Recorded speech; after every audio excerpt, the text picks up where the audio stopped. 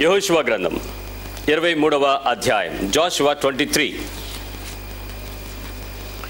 యెహోషువ గ్రంథము 23వ అధ్యాయము వచనం 3, 4 కలిసి ఉన్నాయి. 3వ వచనం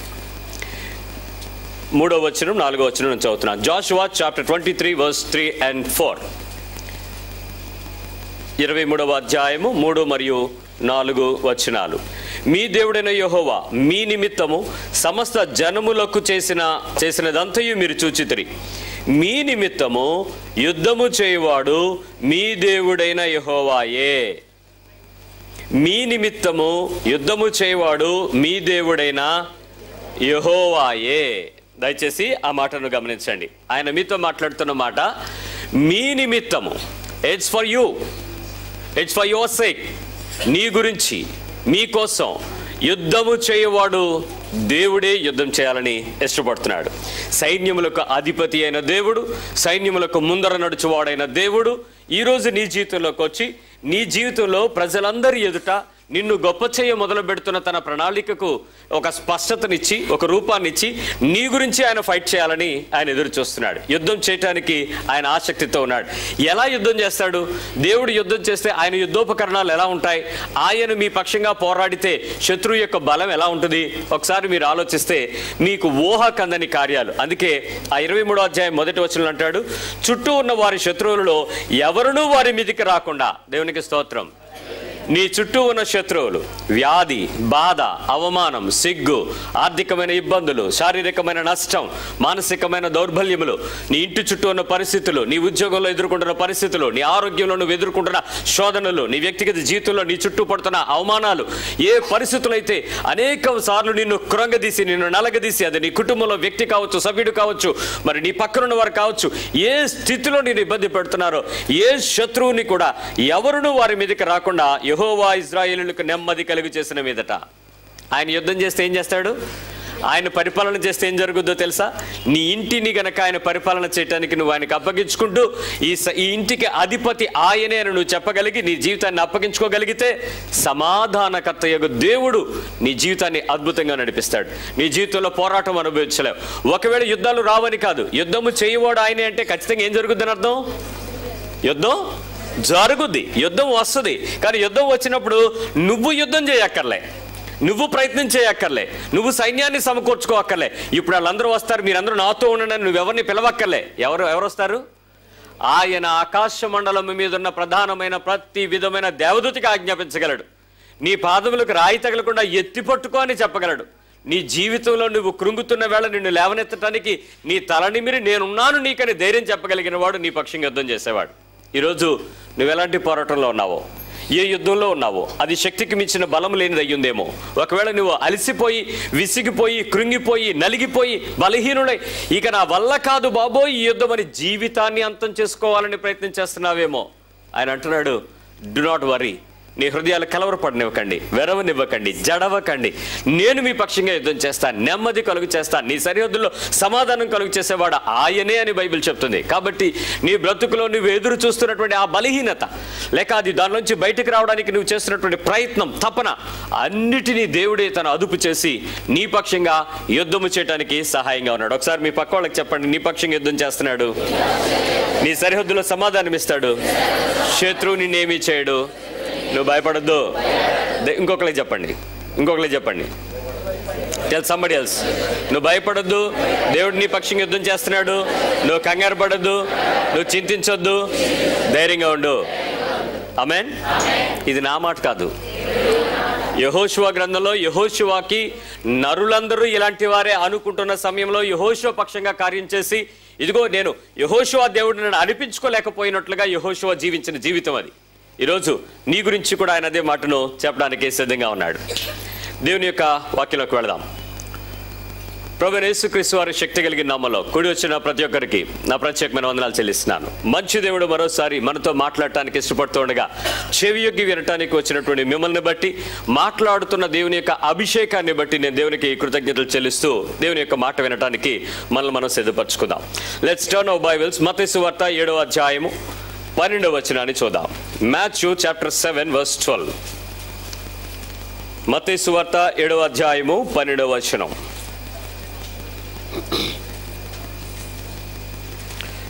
కావున మాథ్యూ చాప్టర్ 7 verse 12, కావున మనుషులు మీకు ఏమి చేయవలనని మీరు కోరుదురో అలాగుననే మీరును వారికి చేయుడి, ఇది ధర్మశాస్త్రమును ప్రవక్తల ఉపదేశమును అయ్యున్నది. మళ్ళీ చదవండి. కావున మనుష్యులు మీకు ఏమి చెయ్యవలనని మీరు కోరుదురో అలాగునే మీరును వారికి చెయ్యండి, ఇది ధర్మశాస్త్రమును ప్రవక్తల. కావున అన్నప్పుడు పైన ఇంకోటి ఏదో ఉంది, దానికి బట్టి ఇది అన్న విషయం. ఇప్పుడు 11వ వచనం చూద్దాం. మీరు చెడ్డవారయ్యుండి, ఎవరు మీరంటే మళ్ళీ నేను వస్తాను, మనమే అనుకుందాం. మీరు చెడ్డవారయ్యుండి మీ పిల్లలకు మంచి ఈవులను ఎరిగి ఉండగా పరలోకముందున మీ తండ్రి తను అడుగు వారికి అంతకంటే ఎంతో నిశ్చయముగా మంచి ఈవులను ఇచ్చును. ఒకసారి ఇక్కడ ఆలోచించాల్సిన విషయం ఏంటంటే, మీరేమో చెడ్డోళ్ళు, మీ పిల్లలకి మీరేమిద్దాం అనుకుంటున్నారు? మంచి ఇద్దాం అనుకుంటున్నారు. మరి దేవుడు మంచోడు, మరి తన పిల్లలకి ఎలాంటి ఇస్తాడు? చెడ్డోడే మంచివిస్తే మంచోడు ఇంకెంత మంచివిస్తాడు? నువ్వు ఒకవేళ గుడ్ అంటే ఆయన బెస్ట్ అంటాడేమో, నువ్వు ఇది బెటర్ అని అంటే నో ఇది సూపర్ ఫైన్ అనే క్వాలిటీ ఏమన్నా చెప్తాడేమో. మొన్న పిండి కొందామని వెళ్తే ఆయన అంటున్నాడు, ఇది వద్దు సార్, ఇది ప్రీమియం క్వాలిటీ తీసుకోండి అన్నాడు. అంటే నేను premium what does it make sense, different ఏంటి అని అడిగితే ఆయన అన్నాడు, ప్యాకెట్ చింపేసి ఎదురుగా దానిలో పౌడర్ ఇది పట్టుకోండి అన్నాడు. పట్టుకున్నాను, పిండి మెత్తగానే ఉంటుంది, సూపర్ ఫైన్ క్వాలిటీ ఇది చింపి ఇది పట్టుకోండి అన్నాడు. ఇది పట్టుకున్నాడు, అది మెత్తగానే ఉంది, తేడా తెలిసిందా అన్నాడు. పిండి వ్యాపారికి తెలుస్తుంది తేడా, నాకేం తెలుస్తుంది? పిండి మిల్లోళ్ళకి తెలుస్తుంది ఎంత బాగా చేశారు. నేను ఆ రెండింటికి ఫేస్ అలా చూస్తుంటే ఆయన ఒకసారి వాసన చూడండి అన్నాడు. రెండు ఒకేలాంటి వాసన వస్తున్నాయండి అన్నాడు. మీకు తేడా తెలియలేదు అనమాట. కలర్ చూడండి అన్నాడు, కొంచెం బాగా వైట్గా ఉంది, కొంచెం బ్రౌన్గా ఉంది, ఇది తేడా. నాకు ఇది తేడా తెలిసిందేనంటే మీరు ఇది ఒకటే తేడా చూస్తున్నారు. ప్రీమియం క్వాలిటీ అని అంటే ఇది ఎక్స్పోర్ట్ అవ్వడానికి కావలసిన ప్రమాణాలు దీనిలో ఉంటాయి అన్నాడు. అంటే ప్రతి వస్తువులో కూడా ఒక క్వాలిటీని బట్టి దాని ధర, పిండి కొద్ది రొట్టె అన్నట్లు మనం మాట్లాడుకునేటట్టు. కానీ దేవుని దగ్గర రెండు క్వాలిటీలు లేవు. God is not having other specifications ఏవి కూడా క్వాలిటీస్లో లేవు. నువ్వు ఇలా ఉంటే ఇలా ఉన్న మంచి గాడు, ఇతను ఇంకొంచెం మంచి దేవుడు, ఈ టైంలో ఇంకా బాగా బెస్ట్ దేవుడు, అలా ఉండదు. గాడ్ ఈజ్ గాడ్ అంతే. అందుకే ఏ డిగ్రీ మెన్షన్ చేయలేకపోయింది ఆ బైబిల్ అక్కడ. మీరు చెడ్డవారు, మీలో మంచోళ్ళు ఉండొచ్చు, కొంచెం మంచోళ్ళు ఉండొచ్చు, బాగా మంచోళ్ళు ఉండొచ్చు, కానీ దేవుడు ఎప్పుడు God is good all the time. అన్ని సమయంలో అన్ని కాలంలో ఆయన సర్వశక్తిమంతుడైన సర్వసంపూర్ణుడై ఉన్నాడు. ఆయనలో ఏ భేదము లేదని చెప్తుంది బైబిల్. అంత మంచివాడు నీకు ఎలాంటి ఇస్తాడట? మంచి ఈవుల్ని ఇస్తాడు. ఇప్పుడు కింద వచనం 12వ వచనం. కాబట్టి చెడ్డవారు మీకు ఏమి చేయాలని మీరు కోరుకుంటున్నారో, అదే కదా అర్థం. మీరు చెడ్డవారై అన్నప్పుడు మొదలెట్టినప్పుడు నేను దాన్ని కలిపితే తప్పేముంది? అదే చదివాను నేను మళ్ళీ. కావున చెడ్డవారైన మనుషులు మీకు ఏమి చేయవలనని మీరు కోరుదురో అలాగునే మీరును చెడ్డవారికి చేయుడి. ఇప్పుడు చూడండి బైబిల్ ఏముందో. ఇప్పుడు అక్కడ చెడ్డవారని అర్థం వచ్చిందా, మంచివారని వచ్చిందా? 50 ఏళ్లకు మునుపు, యేసుక్రీస్తు వారికి మునుపు 50 ఏళ్ల వరకు కూడా జ్ఞానులైనటువంటి మనుషులు మాట్లాడినటువంటి మాట ఏంటంటే, ఎవరైనా మీకు చెడ్డ పని చేస్తే, ఎవరైనా మీతో చెడుగా ఉంటే వారికి మీరు దూరంగా ఉండండి, వాళ్ళకి మీరు ఏ సహాయము చేయకండి అన్నదే బోధ. క్రీస్తు వచ్చిన తర్వాత చెప్పిన బోధ ఏంటంటే, మీరు చెడ్డోళ్ళు అయ్యుండి మీరే మీ పిల్లలకి మంచిద్దామనుకుంటే తండ్రి ఇంకా పర్ఫెక్ట్గా చేస్తాడు. కాబట్టి మీరు చెడ్డవారవని మంచివారవని ఇమ్మెటీరియల్, మీరు వాళ్ళ నుంచి ఏం చేద్దాం తీసుకోవాలనుకుంటున్నారో అదే మీరు చెయ్యండి అన్నది క్రీస్తు బోధ. అది సర్వమతాలకి క్రీస్తుకు చెప్పిన బోధకి తేడా ఈ ఒక్క వచనమే. అందుకే ఆ కింద వచనం ఏం చెప్పాడు తెలుసా? ఇది ధర్మశాస్త్రమును ప్రవక్తల ఉపదేశము కూడా అయ్యింది. ఇది నేను చెప్పేది విషయం కాదు, యేసు ప్రభువు వారు కొత్తగా చెప్తున్న బోధ కాదు.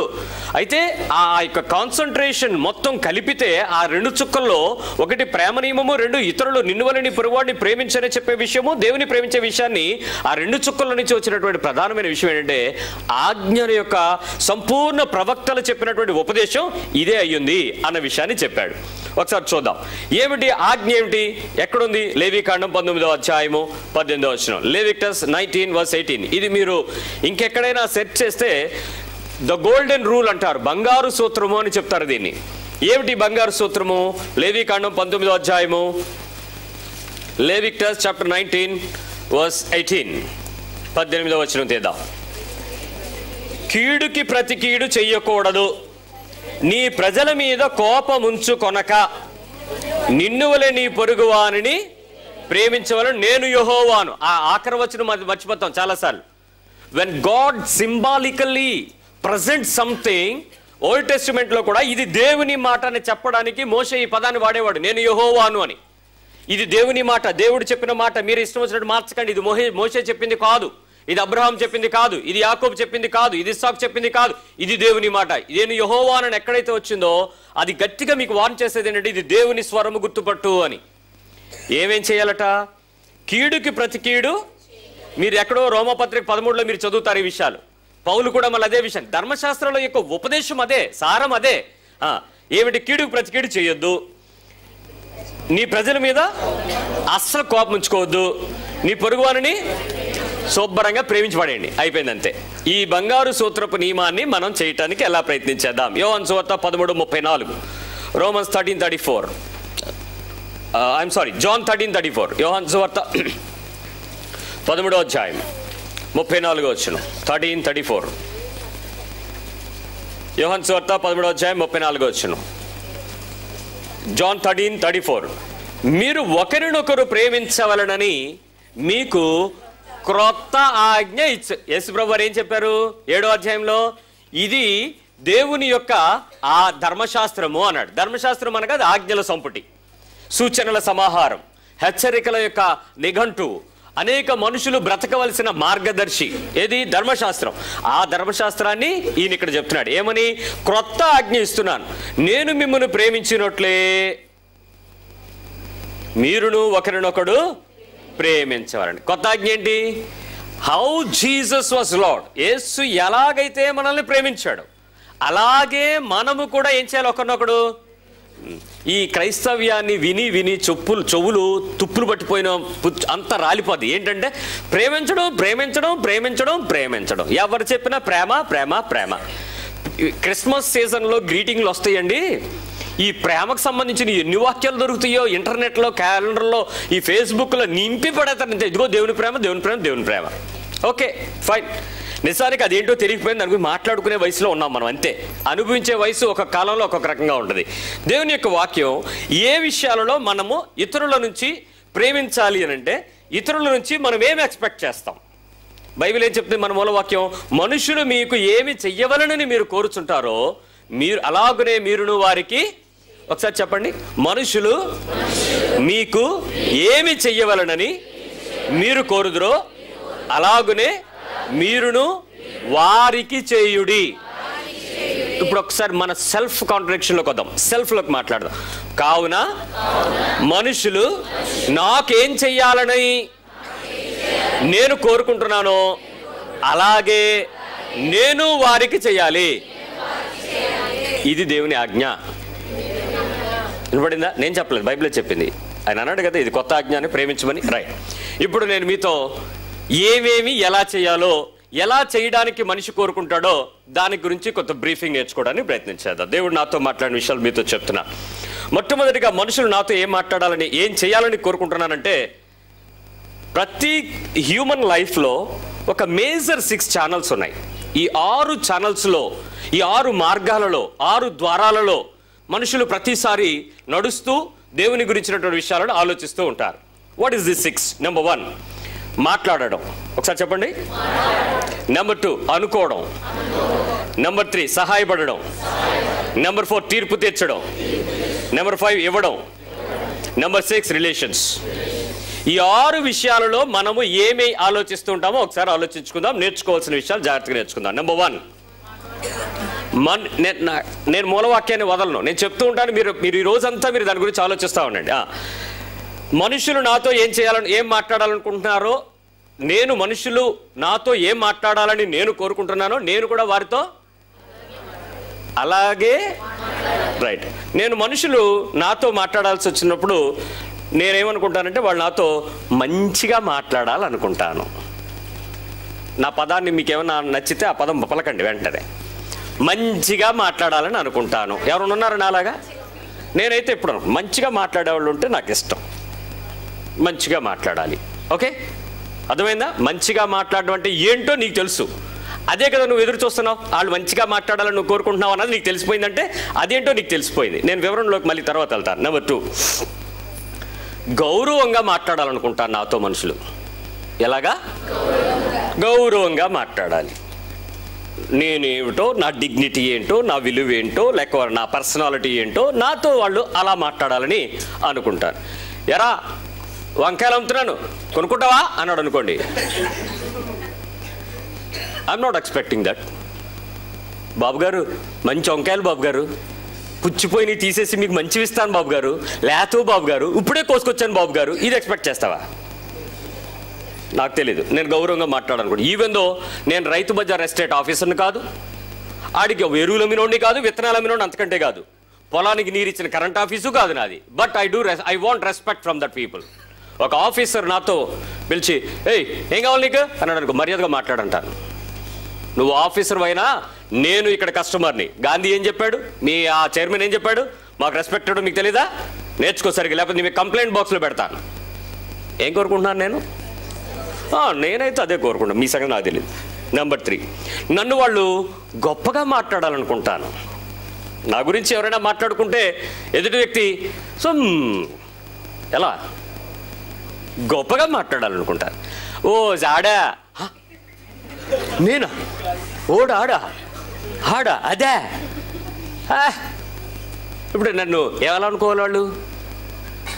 ఎదుటివారు నన్ను వచ్చి గొప్పగా, అయ్యో ఆ బ్రదరా, ఆ సిస్టరా, నా ఆశ్చర్యానికి అంతులేనంతగా వాళ్ళ గురించి మాట్లాడుతూ ఉంటే అవునా అన్న ఎదురు చూడగలిగినట్లుగా ఐ ఆల్వేస్ ఎక్స్పెక్టెడ్. తప్పంటారా ఏమన్నా? ఇదేమన్నా నేరం అంటారా? బైబిల్ చెప్పింది వాళ్ళు మీకు ఏం చేయాలనుకుంటున్నారో అది చూసుకోండి అని. నేను చూసుకుంటున్నాను, నేను అలా చేయడానికి ప్రయత్నం చేస్తాను. రైట్, గొప్పగా ఎలా అన్నాను? ఫస్ట్ది మంచిగా, 2 గౌరవంగా మర్యాదగా, 3వది గొప్పగా, 4వది సౌమ్యంగా మాట్లాడాలనుకుంటారండి. శాంతంగా, పీస్ఫుల్గా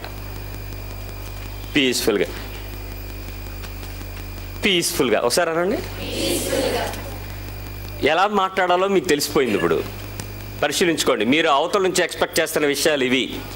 మీరేం చేయాలో తర్వాత మాట్లాడతాను. సౌమ్యంగా, ఎలా? సౌమ్యంగా, చక్కగా సౌమ్యంగా. మమ్మీ మమ్మీ ప్లీజ్ మమ్మీ, ఇది ఒక రకమైన డిగ్రీ. మళ్ళీ అలా పిలిచావంటే మూతి పగిలిపోద్ది, జాగ్రత్త, ఇది ఇంకా డిగ్రీ. సౌమ్యంగా మాట్లాడేటప్పుడు ఏం నాన్న, ఏం కావాలి, ఇది సౌమ్యం. బజారే, ఇది యూ డోంట్ ఎక్స్పెక్ట్ ఇట్. మనం ఎదురు చూడం, కానీ మనం మాట్లాడాలంటే మాత్రం ఇలా మాట్లాడినా పర్వాలేదు, అవతల మాట్లాడకపోతే మాత్రం క్లెయిము. ఎందుకలాగా? రైట్, సౌమ్యంగా. ఏమన్నాను? నవ్వుతూ మాట్లాడండి అమ్మా, మీ సౌమ్యం పోదు. 5వ డిగ్రీ ఏంటి? నవ్వుతూ మాట్లాడాలని నేను కోరుకుంటాను. నేను మీ సంగతి నేను చెప్పట్లే, నవ్వుతూ మాట్లాడాలి. ఒక సిస్టర్ గారు వచ్చారు, నాకు నవ్వు వస్తుంది. ఎక్స్ప్రెషన్ లేదు, ఫీలింగ్ లేదు, ఎమోషన్ లేదు. పాస్టర్ గారు నిన్న మా ఆయన వచ్చి 4 కొట్టాడు, నేను ప్రార్థన చేశాను, దేవుడు రాత్రి నాతో మాట్లాడాడు, నువ్వు కూడా 4 కొట్టన్నాడు, నేను కూడా 4 వేసాను రాత్రి నిద్రలో, ఇప్పుడు మీ దగ్గరికి వచ్చాను, మీరు ఏం చేస్తారు చేసుకోండి. కనీసం ఫీలింగ్ లేదు. నువ్వు కొట్టించుకున్నప్పుడు ఏడుపు బాధ లేదు, కొట్టినప్పుడు నవ్వు లేదు. నీకు ఏదో ఒక రియాక్షన్ ఉండాలి కదా నీ ఫేస్లో నువ్వు చెప్తునేటప్పుడు. దేవుడు మాట్లాడి నిన్ను కొట్టమన్నాడా అని అడిగాను నేను, నాకు నవ్వు వచ్చి. అవునండి అన్నాడు. ఏ దేవుడు? There is a doubt. నా దేవుడు అలా చెప్పడు, పిల్లలారా మీ తల్లిదండ్రులు తిరగబడి కొట్టండి అన్నాడా? ఏమన్నాడు? లోబడండి, ఇది మీకు ఆజ్ఞతో దీర్ఘాయుష్మంతుడు నువ్వు అవ్వాలంటే వాళ్ళు సన్మానించి తీరాలి, కొట్టడం కాదు. అంటే ఎంత పరిస్థితి అయినా లోబడండి, ధర్మమే, బైబిల్ చెప్పింది అంతే. అంటే ఈ దేవుడు తిరగబడమన్నాడు, లోబడమంటాడు, అవసరమైతే ఇంకా చచ్చిపో అంటాడు. అంతేగాని నిన్ను ఎక్కడా కూడా తిరుగుబాటు చేయమని బైబిల్ చెప్పలేదు. సో నవ్వుతూ మాట్లాడాలి. ఎలా మాట్లాడాలి? ఒకసారి మీ పక్క ఫేస్లు చూపించండి, నవ్వండి. చర్చిలోకి వచ్చారు, జస్ట్ బీ స్మైల్. శవం దగ్గరికి వచ్చి కూర్చున్నప్పుడు నవ్వుతే ఫీల్ అవుతున్నాడు, కూర్చు. ప్రసంగం ఏంటండి? ఇదేమన్నా శవానికి ప్రసంగమా? బ్రతుకున్న మనుషులకు ఆత్మలు కదలాలిగా. ఆలోచించండి. ఆరో విషయం ఏంటంటే బైబిల్ భాషలోకి వచ్చేస్తున్నాను. ఉప్పులా మాట్లాడాలి. ఎలా అంటే ఏంటి నన్ను అడగండి. ఉప్పులాగా అంటే ఉప్పు పట్టుకురాకండి. నీ వెకాబులరీ ఎలా ఉండాలి? సాల్ట్ లాగా ఉండాలని బైబిల్ చెప్పింది కదా. ఉప్పులాగా అంటే ఉప్పు ఎలా ఉంటుంది? మీ ఉప్పు జారుతుందా? మీ ఉప్పులో ఐడిన్ ఉందా? మీ ఉప్పు గడ్ల ఏమో చెప్తున్నాడు, తెల్లగా ఉందా? మీ ఉప్పు అలా ఉండాలా? It's not that salt. You know what is the salt meaning? నేను మళ్ళీ వస్తాను సాల్ట్ దగ్గరికి. ఆఖరి వచ్చిన ఏంటంటే ప్రేమగా మాట్లాడాలి. ఎలా మాట్లాడాలని కోరుకుంటాను? నేను 7 విషయాలు చెప్పాను. మంచిగా, గౌరవంగా, గొప్పగా, సౌమ్యంగా, నవ్వుతూ, ఉప్పులాగా, ప్రేమగా. ఇంకా ఏదైనా ఎక్స్పెక్ట్ చేస్తే నెంబర్ 8 నువ్వు రాసుకో.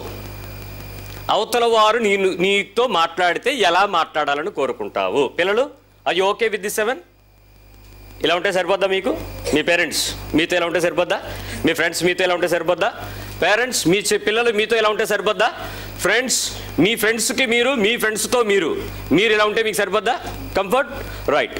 ఇప్పుడు మీకు అర్థమైంది ఏంటంటే ఆత్మీయంగా, శారీరకంగా, మానసికంగా ప్రజల నుంచి నాకేం కావాలో నాకు అర్థమైంది. ఇప్పుడు నేనేం చేయాలో నేర్చుకోవాలి. Now my degree starts. ఎలా మాట్లాడకూడదు? ఫస్ట్ దానికి కాంట్రవర్సీ చెప్పండి, కాంట్రాస్ట్ చెప్పండి. ఫస్ట్ది ఏంటి? మంచిగా. ఇప్పుడు ఏం మాట్లాడకూడదు? మాట్లాడండి. నేనేం మాట్లాడండి, మీరే మాట్లాడండి. ఉన్నది చెప్పకూడదా? నీ దగ్గర చెడు ఉంటే నేను చెప్పకూడదా?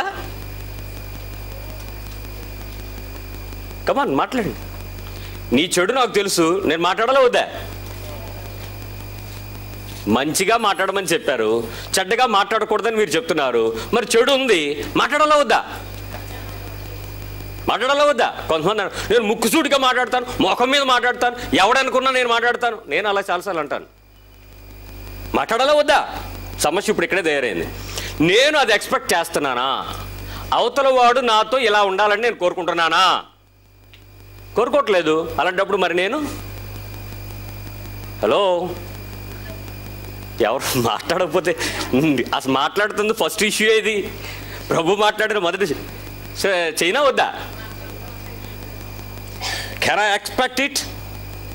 నేను నిన్ను గనక అలా చేస్తే ఊరుకుంటావా నువ్వు? అలాంటప్పుడు నువ్వు చేసే ఆ హక్కు నీకు ఎవడిచ్చాడు? What Bible says? వాళ్ళు నీకు ఏం చేయాలని కోరుకుంటున్నావో నువ్వు వాళ్ళతో ఏం చేయాలి? అలాగే చేయుడి. అలాగే అన్నాడు అంటే ఇంకేం మార్చడానికి?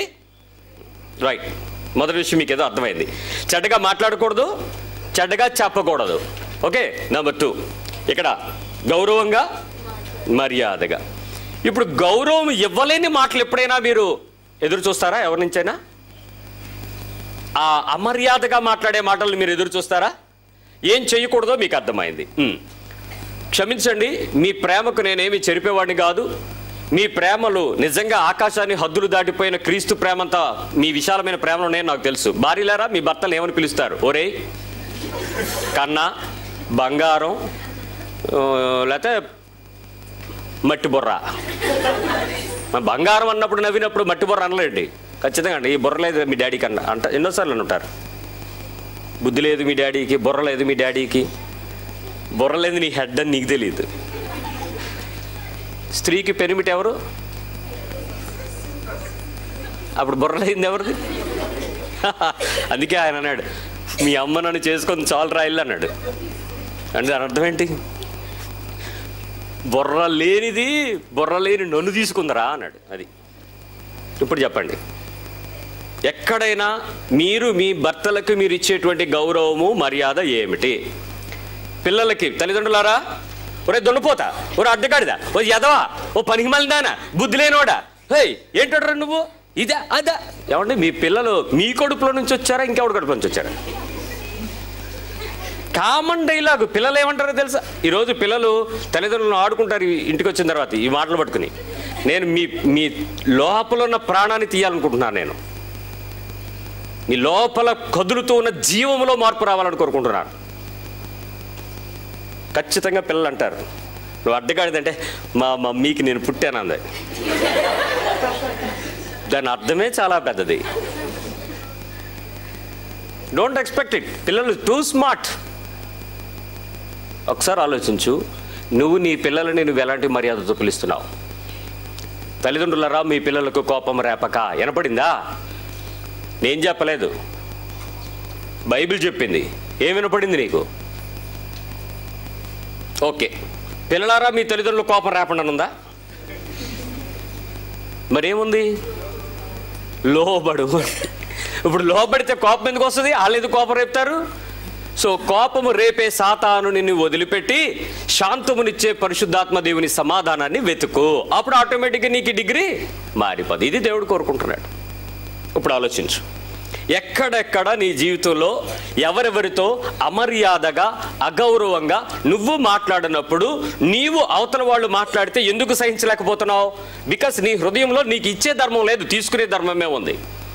నువ్వు ఇచ్చువాడిగా తయారయ్యే కొద్దీ నీ జీవితంలో మార్పు వస్తుంది. ఎలా పిలుస్తావు, ఎలా మాట్లాడతావు? నేను ఒక ఇంట్లోకి వెళ్ళాను. దయచేసి మిమ్మల్ని చేయమని నేను చెప్పను, నచ్చితే చేయి లేకపోతే మానే. ఆ ఇంట్లోకి వెళ్ళినప్పుడు ఆమె పేరు పెట్టి రామాయమ్మ గారు కొంచెం చీపురు ఇలా పెట్టి కింద నుంచి తుడుస్తారా అంది. రామాయమ్మ గారు ఎవరు వస్తారు ఇప్పుడు అని నేను అలా చూస్తున్నాను.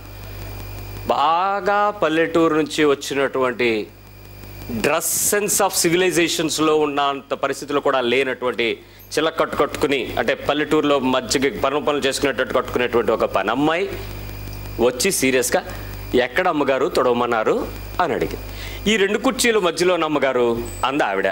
ఆ 2 కుర్చీలు పక్కకి తీసి కిందకు వంగి లోపల నుంచి బయటకు తీసుకొచ్చి అమ్మగారు తుడిచేశాను అమ్మగారు, ఇంకెక్కడైనా తొడవమంటారు అమ్మగారు అంది. ఇలా అమ్మగారుల భాష నాకు అర్థం కాదు. ఈవిడికి ఆవిడ ఏమో వద్దు నాకు డౌటు. కొన్నిసార్లు బీరకాయ పీసు చుట్టరకాలు వాళ్ళకి సరిగ్గా జరగట్లేదని మన ఇంట్లోకి తెచ్చి పెట్టుకుంటాం కదా, అలాంటిది ఏదో ఉందేమో అనుకుని నేను చాలాసేపు గౌరవంగా ఉన్న తర్వాత ఆవిడ, రామాయమ్మ గారు పాస్టర్ గారు వచ్చారు, 2 కప్పులు కాఫీ పెట్టుకొస్తారా? ఆవిడేం తీసుకొచ్చి, పాస్టర్ బాబు మీరేనా? పాస్టర్ బాబు గారు మా అమ్మగారు కాఫీ ఇమ్మన్నారు, మీకు తీసుకోండి అని కాఫీ ఇచ్చింది. ఈ రామయ్యమ్మ గారు ఇంటర్వ్యూ నాకు తీసుకోవాలని లోపల కుతూహలంగా ఉంది. ఆపుకోలేక సిస్టర్ గారిని పిలిచి, సిస్టర్ రామయ్యమ్మ గారు నాకు పరిచయం చేయలేదండి అన్నానండి. సరిపోదు కదా. అప్పుడు ఆవిడంది, పరిచయం చేయలేదా పాస్టర్ గారు, కొత్తగా జాయిన్ అయిందండి మా పని మనిషి, ఏమన్నా పిలుస్తున్నానని చెప్పి. రామయ్యమ్మ గారు మా పాస్టర్ గారు మిమ్మల్ని అడుగుతున్నారు రండి అంది. అనవసరంగా పరిచయం అడిగా. పని మనుషులతో మనకు పరిచయాలు ఎందుకు? ఇచ్చిన కాఫీ తీసుకుని గ్లప్పిచ్చి వచ్చేయచ్చు కదా.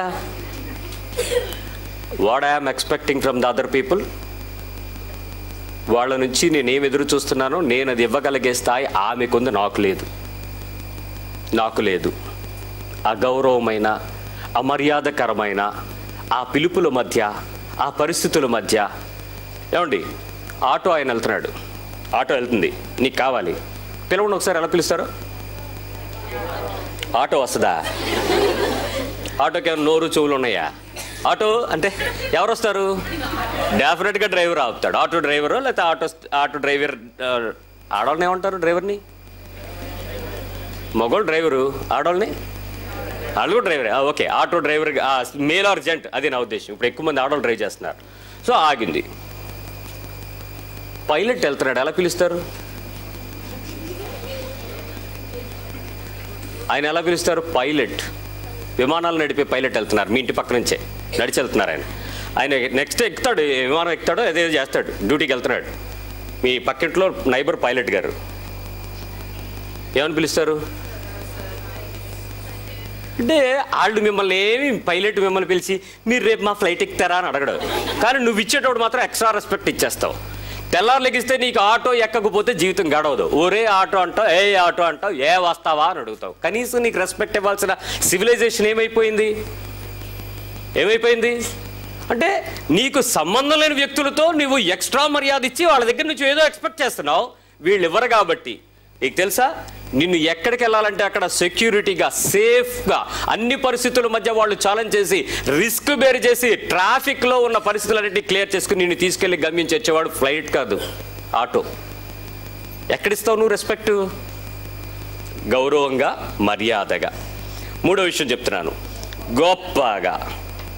కాంట్రాస్ట్ చెప్పండి. గొప్పగా మాట్లాడాలనుకున్నావు కదా, ఇప్పుడు చెప్పు ఎలా మాట్లాడాలనుకుంటున్నావు నువ్వు వాళ్ళ నుంచి? ఎలాగా? గొప్పగా అంటే ఎలా మాట్లాడాలనుకుంటున్నావు నువ్వు? ఇప్పుడు వాళ్ళు దానికి ఆపోజిట్ కాంట్రాస్ట్ ఏంటి? అవతల వాళ్ళు మిమ్మల్ని ఎలా కోరుకుంటున్నారు? ఎలా మాట్లాడకూడదు ఇప్పుడు? ఎలాగా? చీప్గా.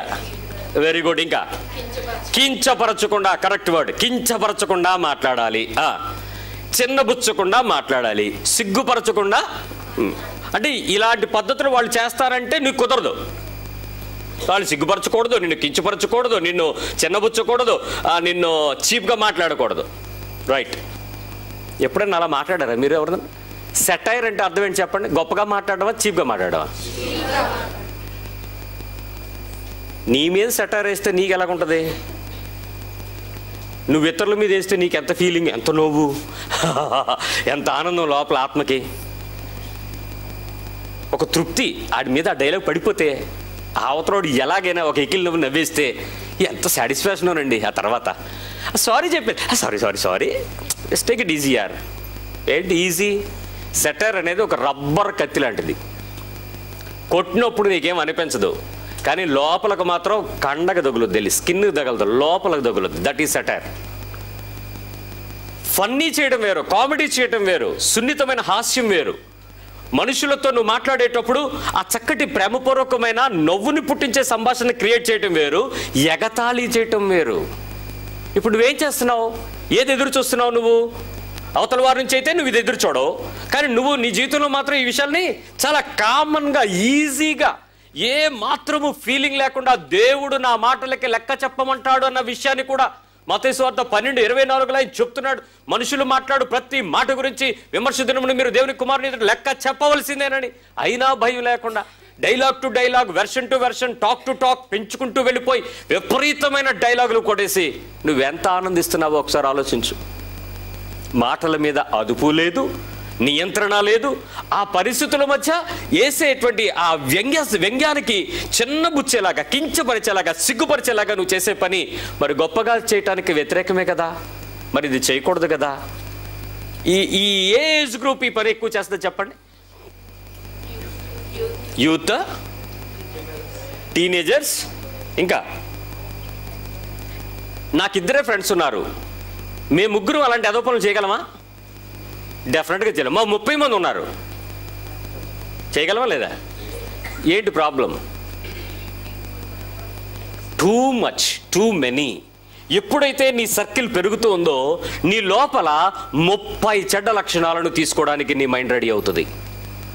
2 లేక 3 ఉన్నారనుకో, బెస్ట్ లక్షణాలు పంచుకోవడానికి, తీసుకోవడానికి అవుతుంది.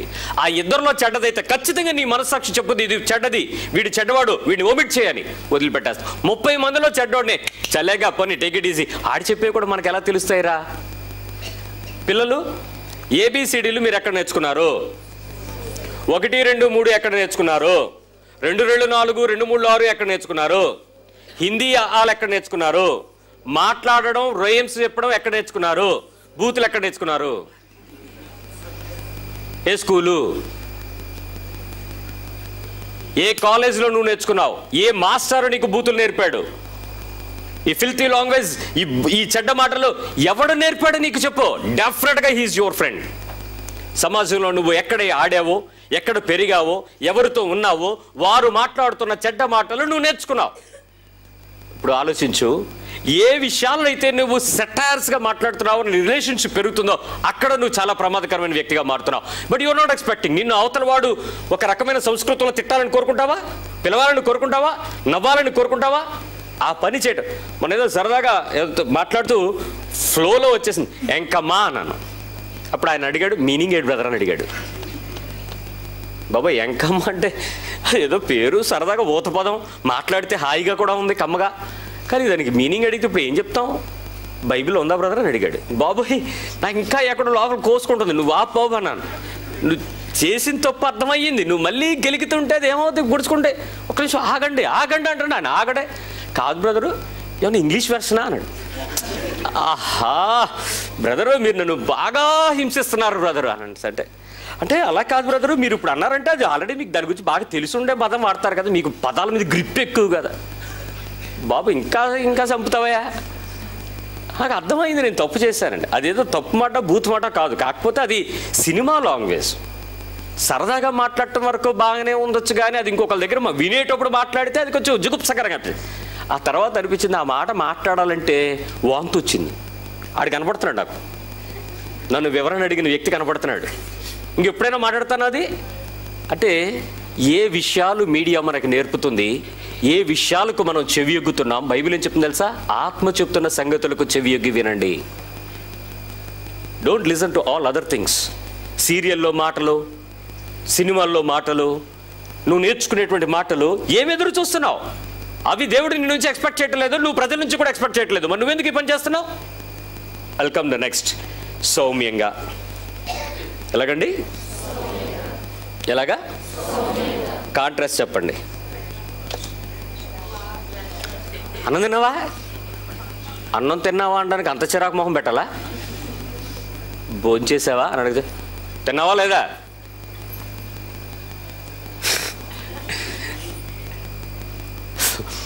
అందరూ తినేస్తే వెళ్ళి పడుకోండి. తినేస్తారా? అందరూ పడుకుందామనండి. ఏమైంది? ఒక్క మాటలో ఎంత అంటే ఇక్కడేమో సౌమ్యంగా, దాని కాంట్రాస్ట్ ఏంటి? చిరాగ్గా. తల్లిదండ్రులు ఎంత ప్రేమగా మాట్లాడినా పిల్లలకి అది చిరాగ్గానే వినపడద్ది. ఇదేమి శబ్దాల్లో దోషమో తెలియదు. నేను అలాగ అనలేదమ్మా అంటది ఆవిడ. నిజం చెప్పు, నిజం చెప్పు అంటది పిల్ల తల్లిని నిలదీయటం ఇదే చూస్తున్నాను నేను. ఇంతకు మునుపు అలాంటి పనులు చేస్తే సొంటి పిక్క అనేవారు. గోడ కుర్చీ, గుంజీలు, ఇంపోజిషన్లో, ఎండలో నుంచోబెట్టడం ఇత్యాది పనిష్మెంట్లు ఉండేవి. ఇప్పుడు అలాంటివన్నీ పోయాయండి. పిల్లలకి హక్కులు వచ్చేసాయి. వీళ్ళని ఏమి అనకూడదు, కర్రెత్తకూడదు. బెత్తము లేకపోతే కుమారుడు గుణపరచబడని బైబిల్ చెప్తుంది. అంటే కొట్టమని చెప్పట్లేదు, పిల్లలు కొట్టకండి. కాకపోతే ఆ ప్రేమపూర్వకమైన గద్దింపు దైవపక్షమైన జ్ఞానంగా మారాలి. అది నేర్చుకోవటానికి మీరు ఆల్ ద వెర్షన్స్ లైఫ్ అంతా మీరు దాన్ని ప్రాక్టీస్ చేయాలని బైబిల్ చెప్తుంది. కాబట్టి ఎక్కడ చిరాకుగా, నేను చెప్పే పదాలు వినండి, చిరాకుగా, కోపంగా, అవమానకరంగా. కొంతమంది మాట్లాడేటప్పుడు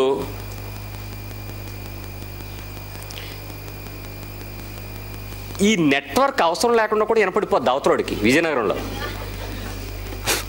అప్పుడు కొన్నిసార్లు నేను అంటూ ఉంటాను, నాన్న ఫోన్ ఉద్దేశి మాట్లాడి వినపడదులే అని. బస్సులో కూర్చుని వెనకొకడు మాట్లాడుతున్నాడు, ముందోడు మాట్లాడతాడు, ఈడు మాట్లాడికి వెళ్ళిపోవు. పక్కన అరిసేసుకుంటున్నారంటే ఇక్కడ సిగ్నల్ సరిగా లేదు, వర్షం పడుతుంది. దానికి ఫోనా? ఇక్కడ వర్షం పడుతుందని చెప్పడానికి ఫోన్ ఎందుకు? దాన్ని అరవడం ఎందుకు? మమ్మల్ని అందరూ లోపలికి బీపీలు తెప్పించడం ఎందుకు? ఏదో అయిందని నిద్రలేసి చూసాం అందరం కలిసి. అప్పుడు అడిగాను, బాబు నువ్వు ఫోన్ వదిలే, కిటికీ దగ్గరికి వెళ్ళి మాట్లాడాడు కనబడతాను. ఆడేమో సార్ సీరియస్గా చూసి ఫోన్ ఆపి గొప్ప జోకేశారండి నన్ను. రియల్ లైఫే నువ్వు ఎక్కడ మాట్లాడినా నీ చుట్టుపక్కల వాళ్ళందరూ నవ్వుకుంటారండి అన్న. అలాగంటారా? మరి అరిస్తే ఎవడ నవ్వడా? పిచ్చి పట్టింది వీడికి, ఫోన్ ఇవాళే పట్టుకున్నాడు, వీడికి నెట్వర్క్ లేదు, యూనియన్ రోడ్డు అని అందరికి తెలిసిపోయేలాగా. ఏంటా బాధ? అరుపేంటి? గట్టిగా మాట్లాడాలా, చక్కగా మాట్లాడాలా? ఇందాకేమనుకున్నాం? సౌమ్యంగా, మృదువుగా, గట్టిగా. ఎలాగా? ఏమంటే వెళ్ళిపోతునేటప్పుడు పిలవటం వేరే విషయం, కానీ దగ్గరున్న వాళ్ళు పిలిచేటప్పుడు ఎలా పిలవాలి? కొంతమంది చెవుడా అంటారు. నీకేమైనా చెవుడా అని. నిజం చెప్పండి, కొన్ని పదాలు మీరు ఎలా కంట్రోల్ చేయొచ్చో ప్రయత్నించండి. వాళ్ళకి చెవుడు లేదని మీకు తెలుసా తెలియదా? మరి చెవుడా అని ఎందుకు అడిగావు? వేస్ట్ ఆఫ్ వర్డ్ కదా. నీకు బుద్ధి ఉందా? ఉంది అన్న విషయం నీకు తెలుసా తెలియదా? ఎందుకు అడిగి ఊపిరి తీసుకుంటున్నాడు, అన్నం తింటున్నాడు, ఆలోచిస్తున్నాడు, నిద్రపోతున్నాడు, చదువుకున్నాడు, ఉందా లేదా అని ఎందుకు వచ్చింది డౌట్? వేస్ట్ ఆఫ్ వర్డా కాదా? పిల్లలకి కనపడుతుందా? ఆపాలా వద్దా? ఈ వేస్ట్ ఆపాలా వద్దా? మనుషుల నుంచి నువ్వేం ఎదురు చూస్తున్నావు? నువ్వు నిజంగా అది చేయాలి అని అంటే నువ్వు ఈ పనులు చేయకూడదు. 5వ విషయం, నవ్వుతూ. ఎలాగా?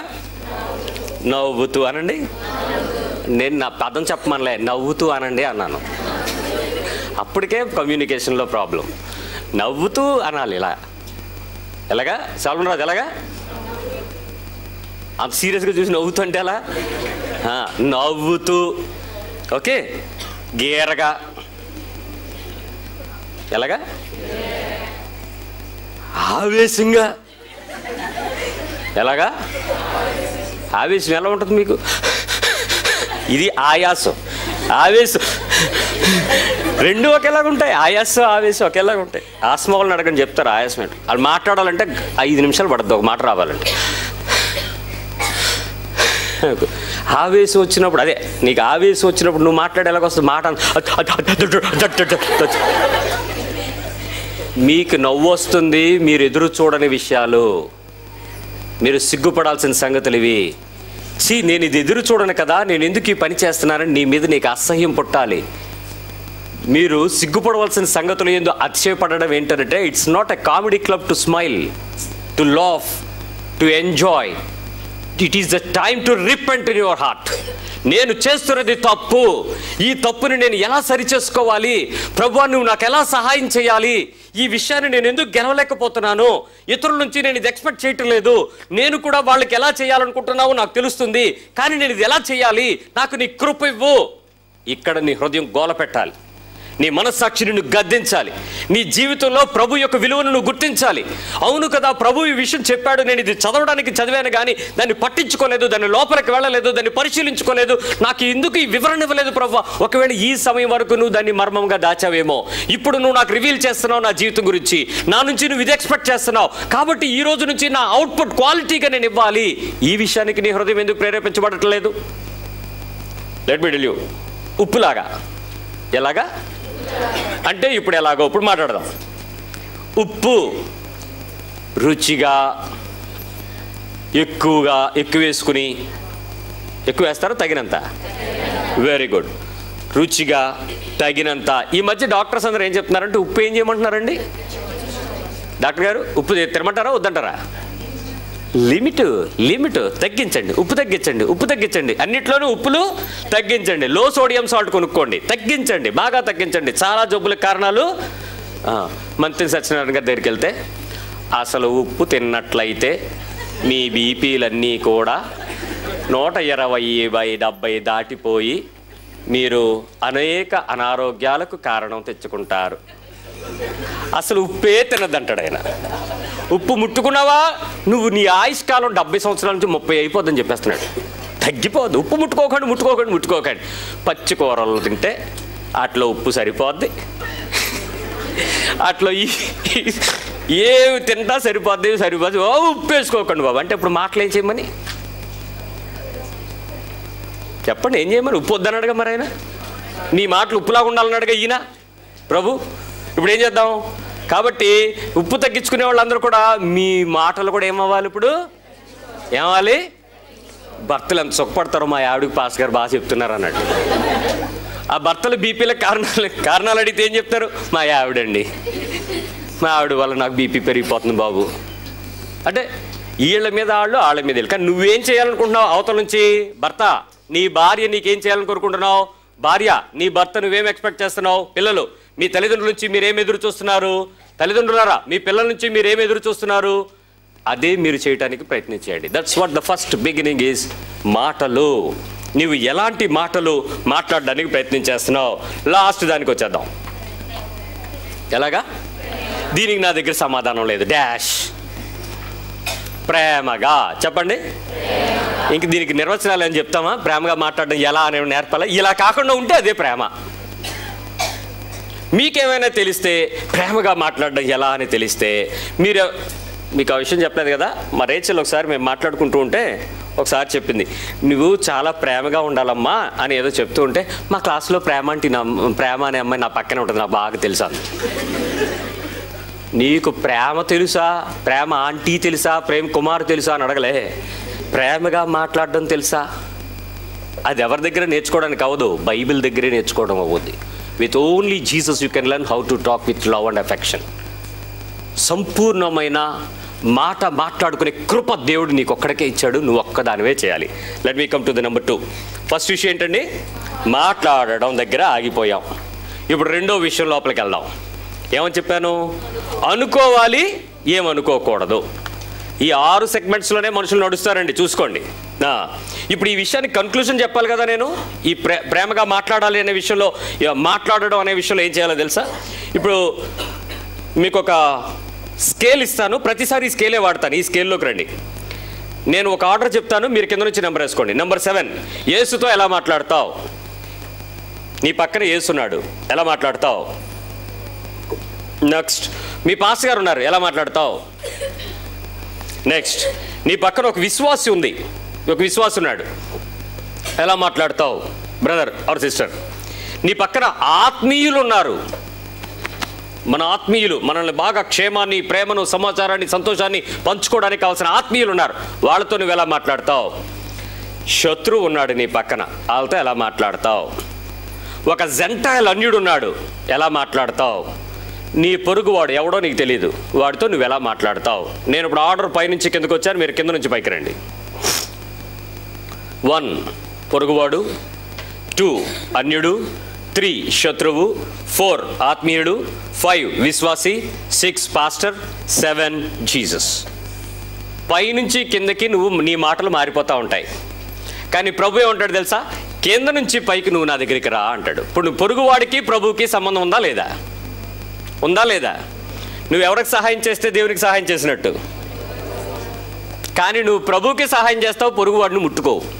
ఇప్పుడు నీ మాటల్లో, నీ పద్ధతులన్నీ కూడా పైనుంచి కిందకి రావడానికి ప్రయత్నం చేయొద్దు. అంటే దేవుని దగ్గరికి వచ్చి కనపడేటప్పుడు మాట్లాడడానికి, ఆత్మీయులు కనపడినప్పుడు, మీ పాస్టర్ గారు కనపడినప్పుడు, మీ స్నేహితులు, ఇక్కడ మీరు చాలా బాగా మాట్లాడతారు నాకు తెలుసు, వదిలేండి. కింద నుంచి పైకి రండి. మీరు పర్ఫెక్ట్గా మీరు ఏదైతే ఎదురు చూస్తున్నారో అది మీరు చేయాలంటే ఏం చేయాలో తెలుసా? ముందు మీరు విత్తాలి, అప్పుడు పంట వస్తుంది. ఏం చేయాలి? విత్తాలి, పంట కొయ్యాలి. చెప్పండి ఒకసారి. ఎందుకంటే బైబిల్ నుంచి ఏది విత్తితే దట్స్ ఆల్. ఇప్పుడు మీరు ఈ రోజు నుంచి ప్రయత్నం చేసి నీ ఆత్మీయ జీవితము సంపూర్ణంగా మారాలి అని అంటే నువ్వు విత్తడం నేర్చుకోవాలి. ఏం విత్తాలి? ఎలా విత్తాలి? ఎందుకు విత్తాలి? ఎప్పుడు విత్తాలి? ఇంక మరి అది నీ హృదయం నీరు ఏం మాట్లాడుతుందో ప్రయత్నం చేయి. ప్రతి సమయంలో ఏ మాటలు అవతల వారి నుంచి నువ్వు ఎదురు చూస్తున్నావు. నేను ఒకసారి చోటకి వెళ్ళినప్పుడు ఆ సెక్యూరిటీ గార్డు నాకు నమస్కారం పెట్టలా. కార్ సర్వీసింగ్కి వెళ్ళినప్పుడు నాకు ఎందుకు గుర్తుందో తెలుసా నమస్కారం పెట్టలేదని. సర్వీసింగ్ నుంచి వచ్చిన తర్వాత సర్వీస్ స్టేషన్ వాళ్ళు బాంబే నుంచి ఫోన్ చేశారు, సెక్యూరిటీ గార్డ్ మీకు నమస్కారం చేశాడా అని అడిగింది అమ్మాయి. చెయ్యలేదన్నాను, టిక్ పెట్టేసింది. ఇంకా అక్కడి నుంచి లోపల రిసెప్షనిస్ట్ మీకు మంచినీళ్ళు ఇచ్చిందా అని అడిగింది. ఇవ్వలేదన్నాను. మీకు వాళ్ళు గుడ్ మార్నింగ్ చెప్పారా, వెల్కమ్ సార్ అని చెప్పారా తలుపు తీసిన అక్కడ? చెప్పలేదన్నాను. నేను ఎన్ని నెగిటివ్ ఆన్సర్స్ ఇచ్చానో ఆ మరుసటి రోజు నాకు ఒక పెద్ద గిఫ్ట్తో పాటు ఒక లెటర్ కూడా వచ్చింది, మీరు మళ్ళీ ఆఫీస్కి వెళ్ళాలి అని. నేను మళ్ళీ వెళ్ళేటప్పుడు నా కార్ నెంబర్ చూసి చెప్పారో లేకపోతే వాళ్ళు నేను నెగిటివ్ ఫీడ్బ్యాక్ ఇవ్వడం వల్ల వాళ్ళ రెస్పెక్షన్ స్టార్ట్ చేశారో తెలియదు. కానీ సెక్యూరిటీ గార్డు నేను ఇంకా గేట్ తీయకునిపాడు, అక్కడే సెల్యూట్ కూడా సప్పుడు చేశాడు. ఏదో బాగుందే మర్యాద అనిపించింది. అదే పని ఇప్పుడు నేను చేయాలన్న విషయం నాకెప్పుడు తెలుసుద్ది? Hello, some ex security man bank దగ్గర డోర్ తీశాడు, వెల్కమ్ సార్ అన్నాడు. స్పెన్సర్లో నువ్వు లోపలికి వెళ్ళేటప్పుడు వాడు నీ దగ్గరకు వచ్చి వెల్కమ్ సార్ అంటది. ఒక ఎర్రు చూపు,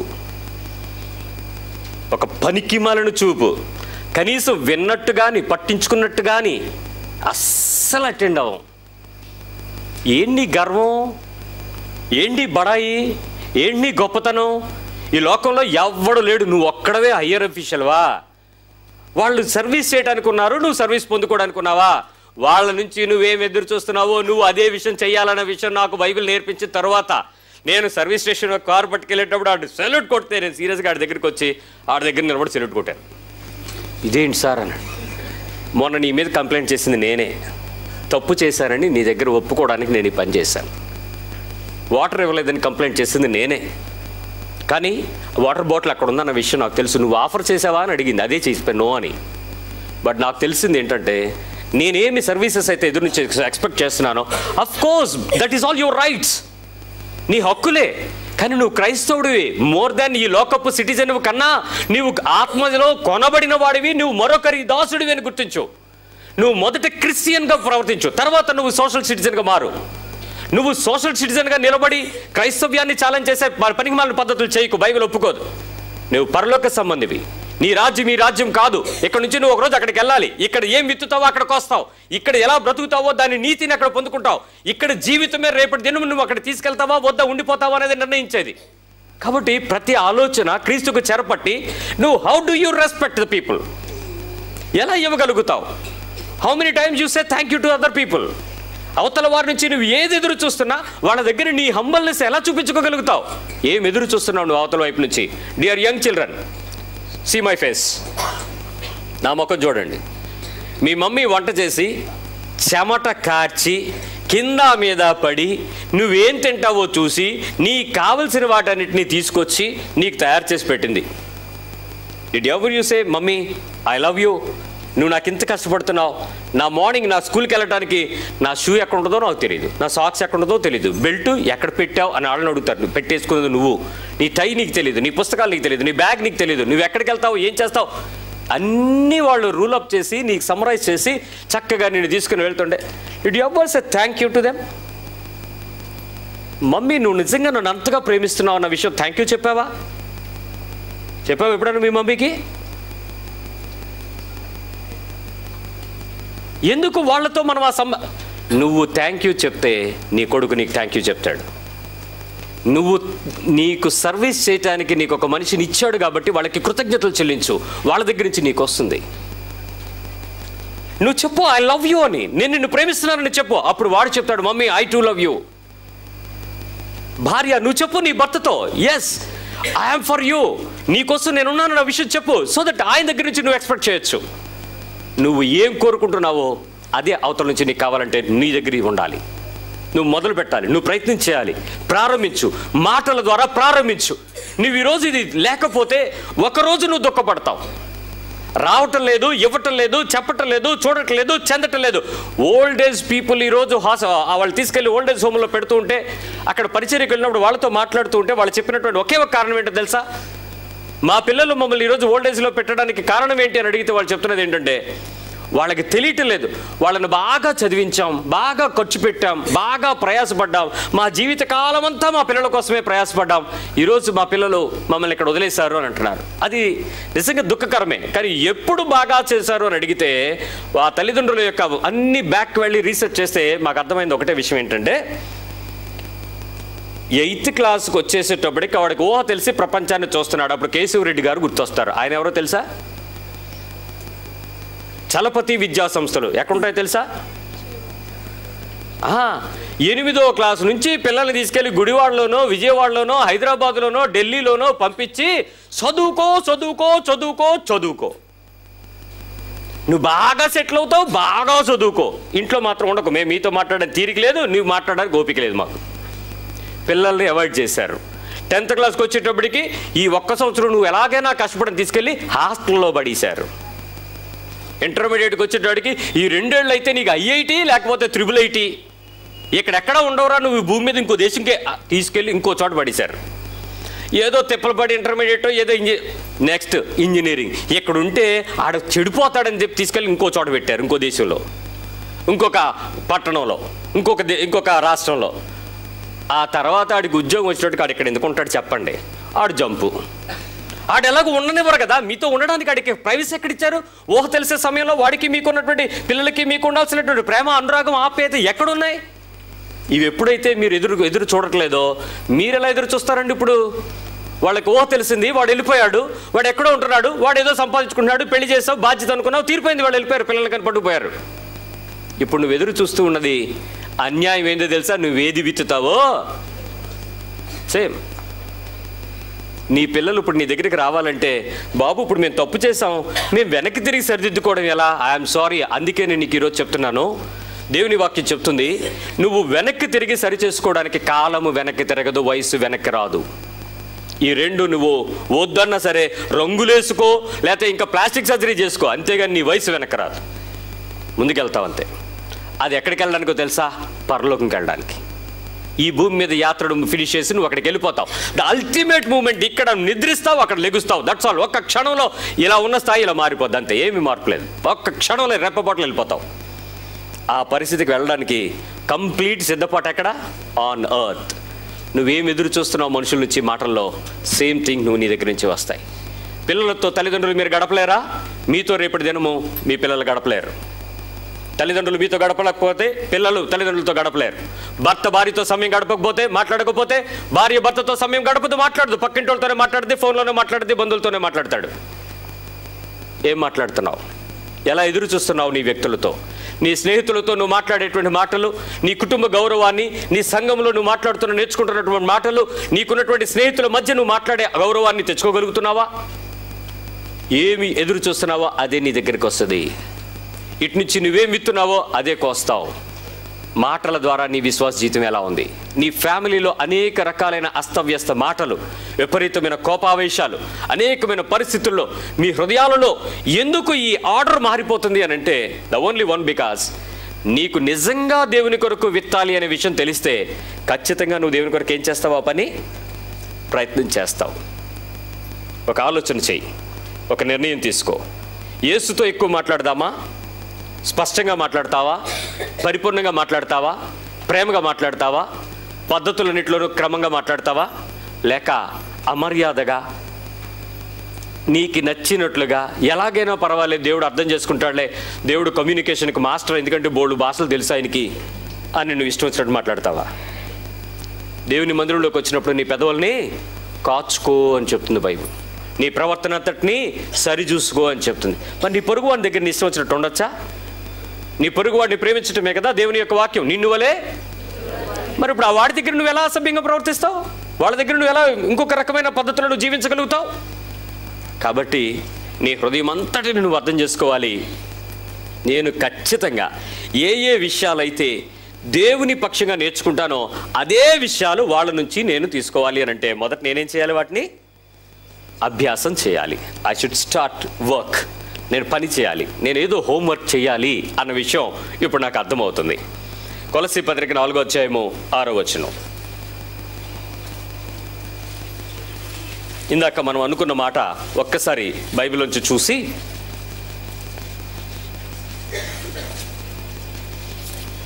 కొలస్సీ 4:6. ప్రతి మనుషునికి ఎలాగూ ప్రత్యుత్తరం ఇయ్యవలెనో అది మీరు తెలుసుకొనుటకై మీ సంభాషణ ఉప్పు వేసినట్లు ఎల్లప్పుడూ రుచి కలిగిగాను కృపాసహితముగాను. మీరు కింద వచ్చిన అండర్లైన్ చేస్తారు, ఆ పై టెక్స్ట్ ముచ్చుకోండి. ప్రతి మనుషునికి ఎలాగూ ప్రత్యుత్తరం ఇయ్యవలెనో అది మీరు తెలుసుకొనుటకై. ఏంటది? ప్రతి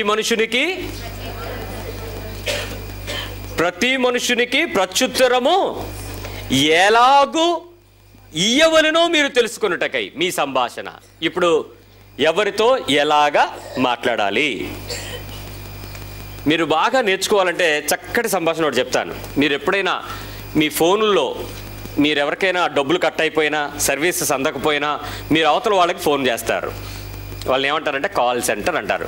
తెలుగు కొరకు 1 నొక్కండి, ఇంగ్లీష్ కొరకు 2 నొక్కండి, ఆ తర్వాత 3 నొక్కండి, నన్ను నొక్కండి అన్నట్టు ఉంటుంది. మీరు ఏదో ఒకటి నొక్కుతారు. నొక్కితే అవతల వాళ్ళు హలో, నేను మీకు ఏ విధంగా సహాయం చేయగలను, నా పేరు ఆలివ్ గ్రీన్ అనగానే ఏం చేస్తావు? నువ్వేం మాట్లాడు? క్షమించండి, మీకు కలిగిన సౌకర్యానికి చిందిస్తున్నాం, క్షమించండి. ఈ పదం మీరు ముగించే లోపల 30 సార్లు అంటాడు.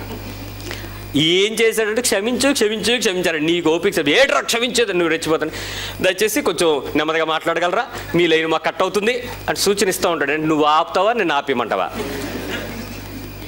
ఎలా ప్రత్యుత్తరం ఇవ్వాలో వాళ్ళకి తెలుసు. They are the people, trained people. Call వెరిఫికేషన్లో ఉంటుంది, కాల్ చెక్ చేస్తారు, తర్వాత స్క్రూటనైజ్ చేయబడుతుంది, శాక్ చేస్తారు, ఉద్యోగం ఒక్క క్షణంలో తీసి పడేస్తారు. Because of your illegal talk, come on get off అని తీసేస్తారు.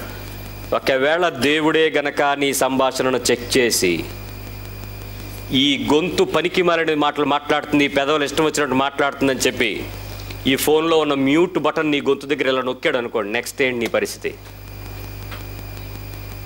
హలో,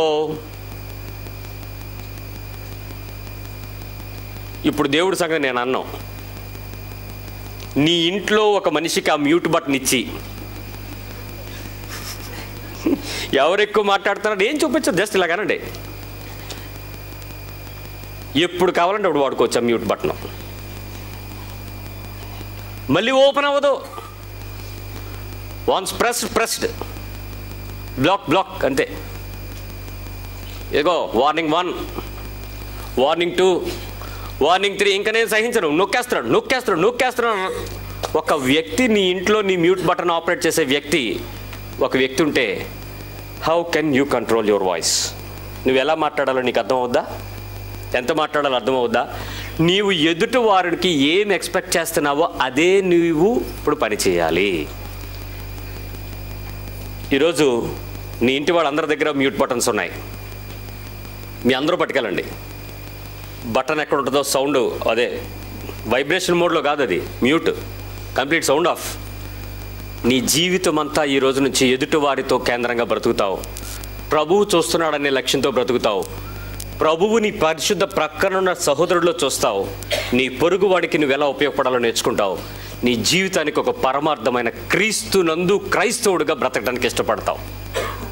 ఏ విషయంలో నువ్వు అధికారివి కావచ్చు, పనివాడు కావచ్చు, దాసుడు కావచ్చు, లేక విద్యార్థి కావచ్చు, లేక ఇంకేదైనా కావచ్చు. నీ అధికారాన్ని గురించి కాదు, నువ్వు క్రైస్తవుడు ప్రైమరీగా. అవన్నీ నీ క్రైస్తవ జీవితం చూపించే ప్రదేశాలు. నువ్వు ఉద్యోగం చేసినా, వ్యాపారం చేసినా, చదువుకున్నా, ఇంట్లో ఉన్నా, వేరెవర్ యు ఆర్, ఆ ప్లేసెస్ అన్నీ కూడా నువ్వు క్రీస్తుని ప్రొజెక్ట్ చేయాల్సిన ప్రదేశాలు. అంతేగాని అవి నీ బిజినెస్లు కాదు. Your main business is to exhibit Jesus and to express Jesus and be like Jesus. ఆలోచించు, నిర్ణయం తీసుకో, ప్రభు సహాయం అడుగు. ఆయన ఎలాగైతే మనల్ని ప్రేమించాడో మనకిచ్చిన ఆజ్ఞ మనం కూడా ఎదుటివారిని. So I'll give you a small assignment for the next week. Second issue, ఏమనుకోవాలి, ఏమనుకోకూడదు. మీరు ఇక్కడ నుంచి ప్రాక్టీస్ చేయండి. వాళ్ళు నా నుంచి ఏమనుకుంటారు, నేనేమనుకోకూడదు. నన్ను వాళ్ళు ఎలా అనుకుంటున్నారు, నేను ఎలా కనపడాలనుకుంటున్నాను, ఏం ఎదురు చూస్తున్నావు, అదే చేద్దాం. ప్రార్థన చేద్దాం.